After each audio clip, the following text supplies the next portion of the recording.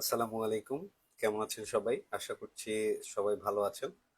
আমি Mohammad Tauhidur Rahman Choyon, educational consultant from DigiEdu Pro Bangladesh. বিগত দিনগুলোতেও আমি আপনাদের সামনে লাইভে এসেছিলাম সিএসসি এক্সাম নিয়ে। হ্যাঁ, আসলে বর্তমান সময়ে যারা চায়না উচ্চশিক্ষার জন্য আগ্রহী তাদের জন্য সিএসসি এক্সামটা অনেকটা ম্যান্ডেটরি হয়ে গেছে বলা চলে। ওয়ার্ল্ড টপ র্যাঙ্কিং এ যেসব ইউনিভার্সিটি আছে মোটামুটি সব ইউনিভার্সিটি ধীরে ধীরে সিএসসি এক্সামের আওতায় চলে আসছে। হ্যাঁ, সিএসসি এক্সামটা মূলত হচ্ছে আপনার একাডেমিক রেডিনেস বা আপনার কোয়ালিফিকেশন যাচাই করার একটি মাধ্যম বলতে পারেন। আমি বিগত লাইভগুলোতে আপনাদেরকে সিএসসি এক্সাম সম্পর্কে বলেছি, দেন হচ্ছে সিএসসি এক্সাম কি কি সাবজেক্টের উপরে হবে সেই সাবজেক্টগুলো ডেসক্রাইব করেছি আপনাদেরকে। গত দিনগুলোতে আমি আপনাদেরকে ম্যাথমেটিক্স এবং ফিজিক্সের সিলেবাসটা সম্পর্কে যথেষ্ট ধারণা দেওয়ার চেষ্টা করেছি। আজকে আমি আপনাদের সামনে সিএসসি এক্সামের আরো একটি সাবজেক্ট, যেটা কেমিস্ট্রি, একটি ইলেকটিভ সাবজেক্ট, এই সাবজেক্টটা নিয়ে কথা বলতে এসেছি। আশা করি আপনাদের জন্য এটা অনেক হেল্পফুল লাইভ হতে চলেছে।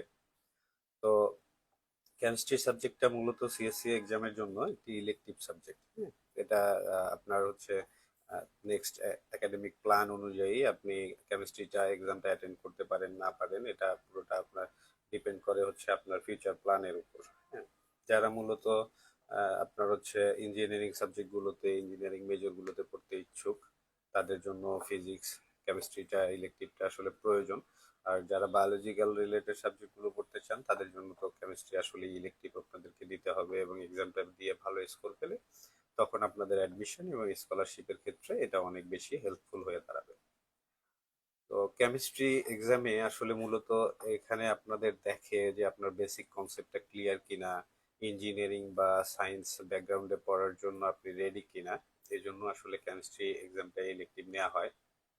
এই এক্সামটা মূলত যে যে টপিকগুলো নিয়ে হবে সেই টপিকগুলো আমি আপনাদেরকে ধারণা দিয়ে রাখি। আহ, মূলত চারটা টপিকের উপরে আসলে কোশ্চেনগুলো হবে। হ্যাঁ, তো প্রথম যে টপিকটা আমি আপনাদের সাথে এক্সপ্লেইন করতে যাচ্ছি সেটা হচ্ছে basic chemical concept and calculation, যেটাকে আমরা বাংলায় বলতে পারি যে মৌলিক রাসায়নিক ধারণা ও গণনা। হ্যাঁ, কেমিস্ট্রিতে মূলত বেসিক যে নলেজগুলো আছে, বেসিক যে কোশ্চেনগুলো আছে, সেগুলো আপনাদেরকে মূলত পড়তে হবে। এটা আপনারা 9-10-এর বই, বিশেষ করে 9-10-এর বই এবং এইচএসসি লেভেলে যে ফিজিক্স, যে কেমিস্ট্রি বইগুলো আছে ফার্স্ট পার্ট সেকেন্ড পার্ট, মূলত এই বইগুলো রিভাইজ দিলেই আপনাদের কনসেপ্টগুলো ক্লিয়ার হবে। তো সেকেন্ড যে পার্টটা আসতেছে সেটা হচ্ছে properties and reaction of substance, যেটাকে আমরা বাংলায় বলতে পারি হচ্ছে আপনার পদার্থের গুণাবলী ও বিক্রিয়া। থার্ড যে কনসেপ্টটা আসবে আপনার এক্সামের জন্য, থার্ড কনসেপ্টে যেটা জরুরি সেটা হচ্ছে কেমিক্যাল থিওরিজ এবং ল, রাসায়নিক যে সূত্রগুলো আছে। হ্যাঁ, এগুলো আপনারা একটু ভালো মতো দেখবেন। বিভিন্ন সাইন্টিস্টদের যে সূত্রগুলো আছে এগুলোর এক্সপ্লেনেশন সহ যে আপনার আহ, গাণিতিক যে ব্যাখ্যাগুলো আছে এগুলো একটু ভালোভাবে নোট আউট করে দেখে নেবেন। আর মূলত হচ্ছে এটা স্টুডেন্টরা ইগনোর করতে চায় আসলে। এই সূত্রগুলো আসলে, অনেকগুলো সূত্র মাথায় থাকে না, অনেকগুলো রিয়াকশন যে জিনিসগুলো মাথায় থাকে না, কিন্তু মূলত স্কোরিং এরিয়া আসলে এইটাই। এটা আসলে লেজিট স্কোরিং এরিয়া। যেমন আপনি যদি কোনো একটা সংজ্ঞা পারফেক্টলি লিখতে পারেন সেখান থেকে কিন্তু আপনার মার্কস মাইনাস করার কোনো ওয়ে নেই, সেরকম বলতে পারেন। যেহেতু এটা রাসায়নিক সূত্র সম্পর্কিত টপিক, সো এখানে আসলে পরিবর্তনের কিছু নেই। এখানে বইয়ে যা আছে আপনি জাস্ট তাই মুখস্থ করবেন বা আপনার মাথায় রাখবেন, বুঝে পড়বেন। যদিও মুখস্থ বিদ্যার চাইতে বুঝে পড়াশোনা করাটাই অবশ্যই ভালো। দেন লাস্ট যে টপিকটা আসবে সেটা হচ্ছে কেমিক্যাল এক্সপেরিমেন্টস অ্যান্ড অ্যাপ্লিকেশন। হ্যাঁ, এই মূলত চারটা টপিকের উপর আপনার সিএসসি এক্সামে কেমিস্ট্রি যে ইলেকটিভ সাবজেক্টটা তার কোশ্চেনগুলো আসবে। আমি ধারাবাহিকভাবে আপনাদেরকে চারটি টপিক আবারও বলে যাই।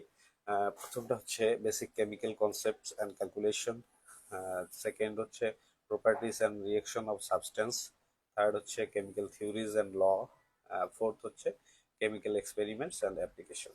এই চারটা টপিকের উপর মূলত কেমিস্ট্রি এক্সামটা হবে। আর এই এক্সামটাতে আপনাদের ভালো করার কিছু আমি টিপস দিতে পারি, শেয়ার করতে পারি। আপনারা এক্সামে যেন ভালো করতে পারেন এটার জন্য আপনাদেরকে মূলত বেসিক যে কনসেপ্টগুলো আছে, আমি এর আগেও বলছি আবারও বলছি, বেসিক যে কনসেপ্টগুলো আছে এই কনসেপ্টগুলো আপনাদের ক্লিয়ার করা জরুরি। বেসিক কনসেপ্টগুলো মাথায় রাখবেন, বারবার রিভাইজ করবেন যেন বিষয়গুলো ভুলে না যান। দেন হচ্ছে মোল এবং পিএইচ এর যে ক্যালকুলেশন আছে এটা প্র্যাকটিস করবেন। হ্যাঁ, এই ধরনের গাণিতিক কোশ্চেন চলে আসবে পরীক্ষায়, সুতরাং এখান থেকে আপনারা একটা ভালো স্কোর করার সুযোগ নিতে পারেন। আর রিয়াকশন অ্যান্ড ইকুয়েশন এগুলো রিভাইজ করবেন বারবার।